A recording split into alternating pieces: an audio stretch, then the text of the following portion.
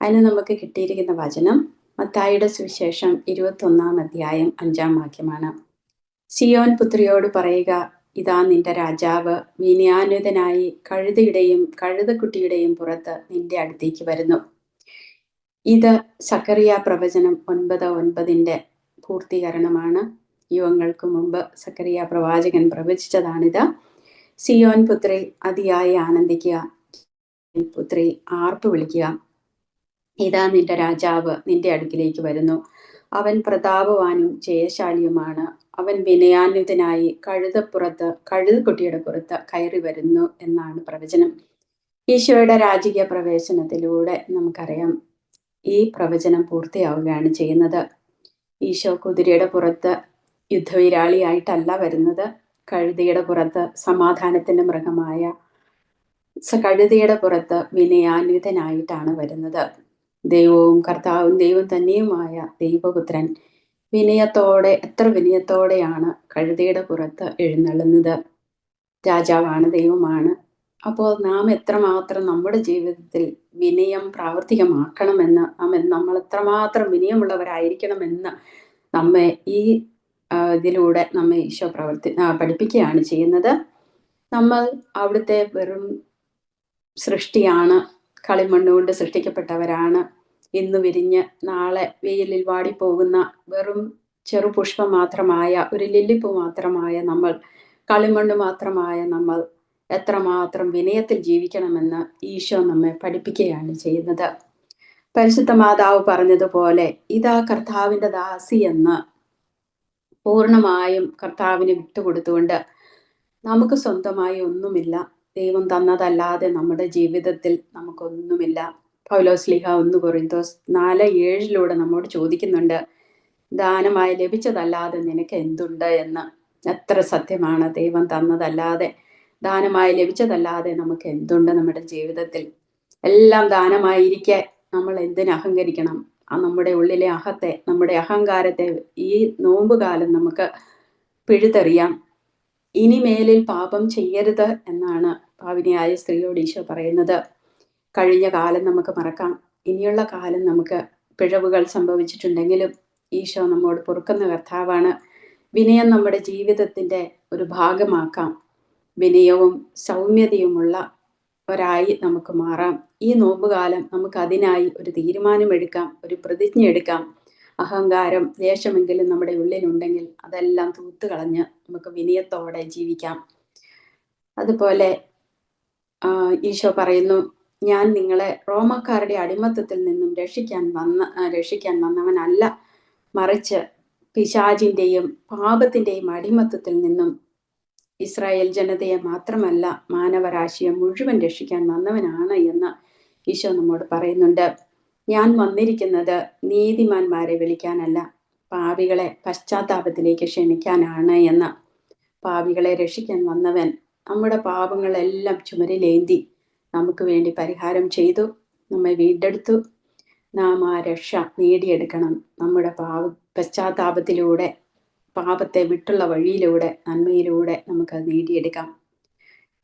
യേശുവിനെ ഇസ്രായേൽ ജനത രാജാവായി സ്വീകരിച്ചിരുന്നു എന്നുള്ളതിൻ്റെ ഉദാഹരണമാണ് അവർ തങ്ങളുടെ വസ്ത്രങ്ങൾ വഴിയിൽ വിരിച്ച്, മരച്ചില്ലകൾ വഴിയിൽ വിരിച്ച് രാജാവിനെ സ്വീകരിക്കുന്നത്. അത് അവരുടെ രീതിയായിരുന്നു. രാജാവിനെ സ്വീകരിക്കുന്ന അവരുടെ രീതിയായിരുന്നു അത്. നാം ഇത് കാണുന്നത് 2 രാജാക്കന്മാർ 9:13 അവർ തിടുക്കത്തിൽ തങ്ങളുടെ മേലങ്കികൾ പടിയിൽ വിരിച്ച് കാഹളം മുഴക്കി വിളംബരം ചെയ്തു, യേഹു രാജാവായിരിക്കുന്നുവെന്ന്. അവർ ഒരു രാജാവിനെ പ്രതീക്ഷിച്ചിരുന്നു, രക്ഷകനെ പ്രതീക്ഷിച്ചിരുന്ന ഒരു ജനമാണ്, അതിനുവേണ്ടി വിളിക്കപ്പെട്ട ഒരു ജനമാണ്. അവർ പ്രതീക്ഷിച്ചിരുന്ന രാജാവായി ഈശോയെ അവർ അംഗീകരിക്കുന്നു എന്നതിൻ്റെ തെളിവാണ് അവരുടെ വസ്ത്രങ്ങൾ വിരിച്ചും മരച്ചില്ലകൾ വിരിച്ചും അവർ ഈശോയെ സ്വീകരിക്കുന്നത്. അതുപോലെ അവൾ വിളിച്ചു പറയുന്നത് ദാവീദിന്റെ പുത്രന് ഓശാന എന്നാണ്. ഓശാന എന്ന ഹീബ്രു വേർഡായ ഹൊസിയാന എന്ന വാക്കിൽ നിന്നും വന്നതാണ്. അതിൻ്റെ അർത്ഥം ഞങ്ങളെ രക്ഷിക്കൂ എന്നാണ്.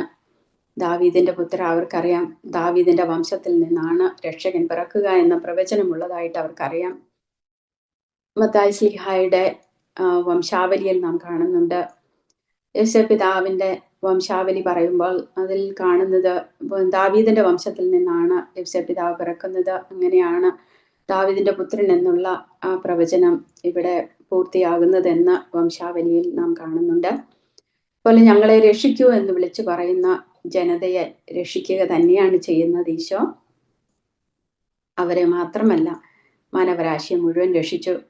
നമ്മുടെ പാപങ്ങൾക്കെല്ലാം പരിഹാരം ചെയ്തു നമ്മുടെ കർത്താവ്. അതുപോലെ 118 സങ്കീർത്തനം 27 വചനം ഈ രാജകീയ പ്രവേശനത്തിനുള്ളതാണ്. കർത്താവാണ് ദൈവം, അവിടുന്നാണ് നമുക്ക് പ്രകാശം നൽകിയത്. മരച്ചില്ലകളേന്തി പ്രദക്ഷിണം തുടങ്ങുവൻ, ബലിപീഠത്തിലേക്ക് നീങ്ങുവൻ എന്നാണ് 118 സങ്കീർത്തനം 27 വചനം നമ്മോട് പറയുന്നത്. മരച്ചില്ലകളേന്തി പ്രദക്ഷിണം തുടങ്ങുവൻ, ബലിപീഠത്തിലേക്ക് നീങ്ങുവൻ. ഈശോയുടെ പ്രദക്ഷിണം ചെന്ന് നിൽക്കുന്നത് ബലിപീഠത്തിലാണെന്ന് നമ്മൾക്കറിയാം. സ്വന്തം ബലിയാകുവാൻ ഇന്നേക്ക് 5-ാം ദിവസം ഓശാനയാണ്. ഓശാന കഴിഞ്ഞ 5-ാം ദിവസം ദുഃഖവെള്ളിയാണ്. ഓശാനയുടെ അവസാനം ഈശോ ഈ രാജകീയ പ്രവേശനം നടത്തുന്നത് ബലിയാകുവാനാണ്. സ്വയം ബലിവസ്തുവായി, സ്വയം ബലിയായി തീരുവാനാണ് ഈശോ ജെറുസലേമിലേക്ക് ഈ രാജകീയ പ്രവേശനം നടത്തുന്നതെന്ന് നമുക്കറിയാം. സ്വയം ബലിവായി തീരുവാൻ, നമ്മുടെ പാപങ്ങളെല്ലാം സ്വയം ശരീരത്തിൽ വഹിച്ച് അതിനുവേണ്ടി നമ്മുടെ പാപങ്ങളുടെ എല്ലാം കടം വീട്ടുവാൻ വേണ്ടി ജെറുസലേമിലേക്ക് നടന്നു നീങ്ങുന്ന ഈശോയാണ് നാം കാണുന്നത്. ഈ പ്രദക്ഷിണം ചെന്ന് നിൽക്കുന്നത് ദുഃഖവെള്ളിയാഴ്ച കുരിശുമഴിയിലാണ്. ബലിയായി തീരുന്ന യേശുവിനെയാണ് നാം കാണുന്നത്.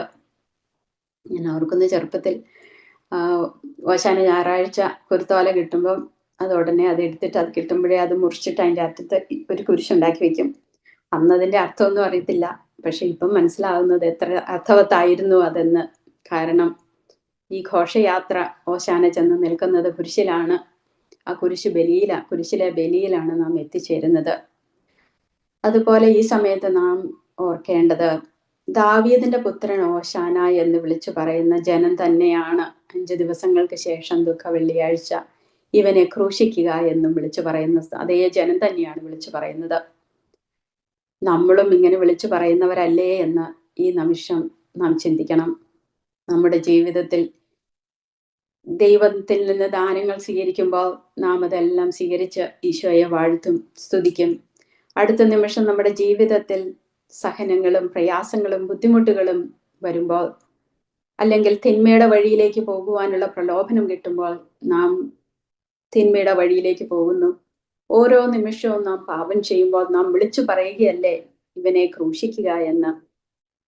നാമും അങ്ങനെ ആയിത്തീരാതെ കണ്ട് ഇവനെ ക്രൂശിക്കുക എന്ന് വിളിച്ചു പറയുന്നവരാകാതെ ഞങ്ങളെ രക്ഷിക്കൂ എന്ന് ഓശാന പാടുന്നവരായി നമുക്ക് മാറാം. ഈ സമയം നമുക്ക് നമ്മുടെ ജീവിതത്തെ തന്നെ നമുക്കൊന്ന് വിചിന്തനം ചെയ്യാം. നാമും യഹൂദ ജനതയെ പോലെ ഇവനെ ക്രൂശിക്കുക എന്ന് വിളിച്ചു പറയുന്നവരാണോ എന്ന് നമുക്ക് ചിന്തിക്കാം. നമുക്ക് അങ്ങനെയുള്ളവരാ നിസ്സാരരായ പാപാവസ്ഥയിലുള്ള മക്കളാണ് നമ്മൾ, പാപത്തിലേക്ക് വീണു പോകും. പക്ഷേ അനുരഞ്ജനം എന്ന കുദാശ നമുക്കുണ്ട്. അതിലൂടെ നമുക്ക് യേശുവിലേക്ക് തിരിച്ചു വരാം. യേശുവിൻ്റെ പാതയിലൂടെ നമുക്ക് ജീവിക്കാം. ഇനി സക്കറിയായിൽ ഒരു പ്രവചനം കൂടിയുണ്ട്. 14:4 ജെറുസലേമിന് കിഴക്കുള്ള ഒലിവ് മലയിൽ അന്ന് അവിടുന്ന് നിലയുറപ്പിക്കുമെന്ന്. യഹൂദർ ഒലിവ് മലയെ യുഗാന്ത്യവുമായി ബന്ധപ്പെടുത്തുന്നുണ്ട്. ഈശോ ജെറുസലേം രാജകീയ പ്രവേശനത്തിനായി വരുന്നത് ഒലിവ് മലയിൽ നിന്നാണ് വരുന്നത്. ആദ്യത്തെ രാജകീയ പ്രവേശനം നടത്തുന്നത് ഒലിവ് മലയിൽ നിന്നാണ്. 2ാമത്തെ വരവ്, യുഗാന്ത്യത്തിലെ വരവും ഒലിവ് മലയിൽ നിന്നാണെന്നാണ് യഹൂദരുടെ വിശ്വാസം. നമുക്ക് രാജാവിൻ്റെ യേശുവിൻ്റെ 2ാമത്തെ വരവിനായി നമുക്ക് ലോകത്തെ ഒരുക്കാം. നാം അതിനുവേണ്ടി സുവിശേഷ പ്രഘോഷണ വേദിയിലായിരിക്കുന്നവരാണ് നമ്മൾ. അതിനുവേണ്ടി നമുക്ക് തന്നെ ഒരുങ്ങാം, ലോകത്തെ ഒരുക്കാം. അതിനുവേണ്ടി നമുക്ക് പ്രാർത്ഥിക്കാം, അതിനുവേണ്ടി നമുക്ക് പരിശ്രമിക്കാം.